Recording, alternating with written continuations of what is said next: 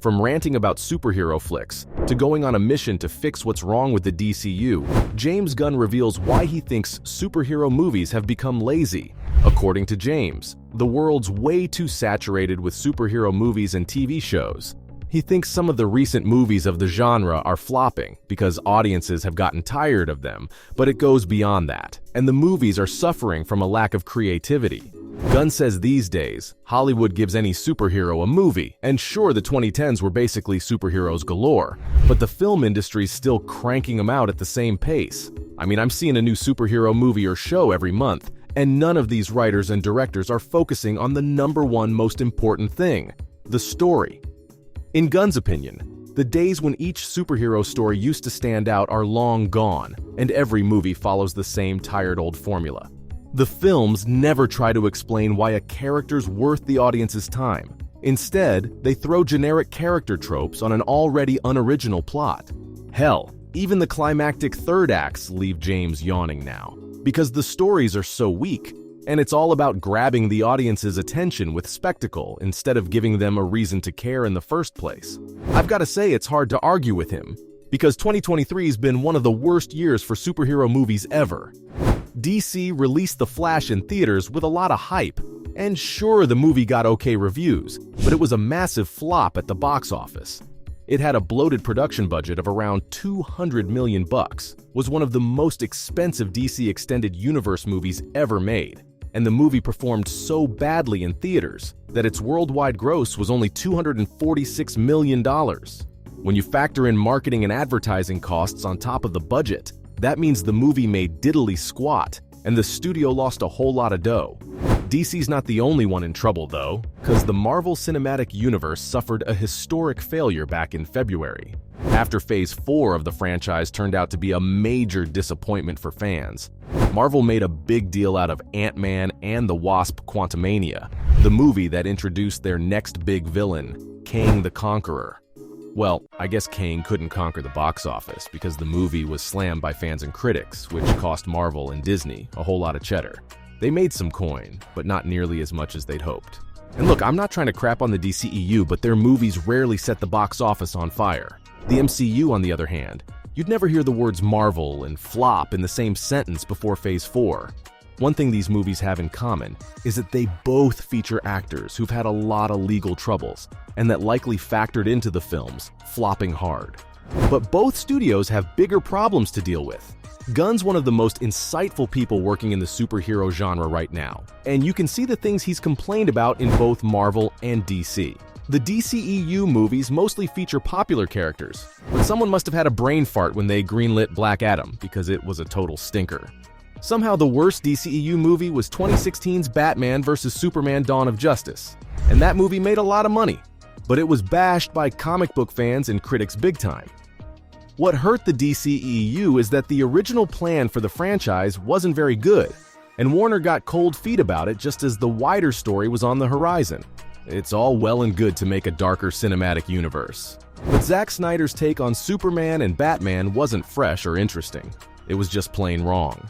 He had both heroes, who were famous for their righteousness, go around killing people. And Snyder's Justice League movie that dropped 1 year later had potential, but it was sabotaged by the suits at Warner Brothers, and the franchise didn't have any direction after that.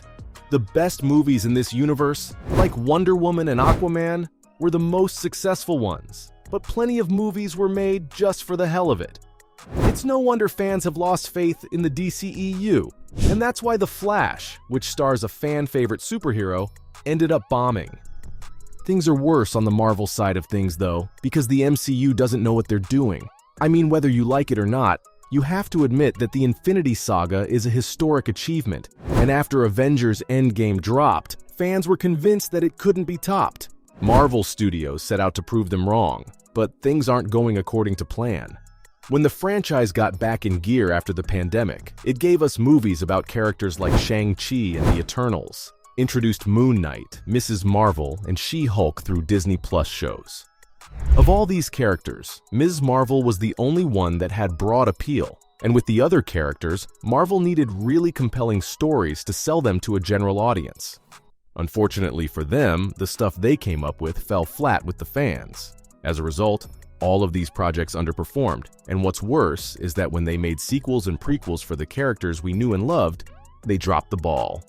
Black Widow, Doctor Strange in the Multiverse of Madness, and Thor: Love and Thunder all suffer from the same issues. Did you know that Love and Thunder's so bad? Fans think it's the worst MCU flick ever produced. True story. And only 2 of Marvel's post-Endgame movies were successful, one being Black Panther: Wakanda Forever, and the other being Guardians of the Galaxy Volume 3. That's solid proof that Gunn knows what he's talking about, which makes sense, because he was part of the golden age of superhero movies. What's so disappointing about the MCU is that the early movies were right on the money, in line with Gunn's standards, but at some point, Marvel lost its way. They started off strong with Iron Man, Thor, Captain America, which all had really interesting stories that connected perfectly to form the Avengers. As the MCU continued, they built on the strengths of Phase 1, attracting top-tier writers and directors, and Gunn was one of them. The list also includes guys like Ryan Coogler, Taika Waititi, and the Russo brothers. Long before Marvel's most popular characters joined the universe, the MCU used genuine storytelling to elevate their lesser-known names, and some of the greatest superhero movies of all time are now from the Captain America trilogy, a character whose popularity is nowhere near Superman or Batman's. You can even buy Thanos lunchboxes now, which must be really surprising to people who read his comics back in the day. Gunn's proven his talents across both of the major cinematic universes, showing the world how cool the Guardians of the Galaxy are. And then he found a brilliant take on the Suicide Squad characters, including making the D-list anti-hero Peacemaker a bankable star. It's no wonder Warner Brothers handed over a whole new cinematic universe to him, and here's what James will do differently. While pointing out everything he didn't like about superhero movies, he shed some light on how his approach to the DC universe will be different. For starters, he has no plans of overextending the universe by releasing content every month, and he'll ensure that the stuff that does come out is actually good, so quality over quantity. More importantly, he wants to show the industry how to fix its superhero movie flopping problem with a diverse range of content. You can see from the initial slate of DC projects that there's a wide range of stories on the way, from traditional movies like Superman Legacy, The Brave and the Bold, Supergirl Woman of Tomorrow, to The Authority, which is a darker story set in a world of heroes. He even plans on releasing Swamp Thing, which will be a straight-up horror movie. On the small screen, Waller is set to continue the crazy adventures of the Peacemaker cast, while Lanterns will be a mystery series with the Green Lanterns acting as intergalactic detectives. Creature Commandos will be an animated adventure show, and Paradise Lost is set to bring Westeros-style intrigue, while expanding the DCU into new territories. Oh, and I almost forgot, Booster Gold will feature some serious time-jumping hijinks.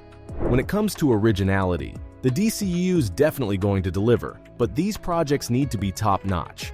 I don't think you need to worry about that too much, though, because Gunn's proven time and time again that he understands superhero stories on a whole other level, unlike his competition.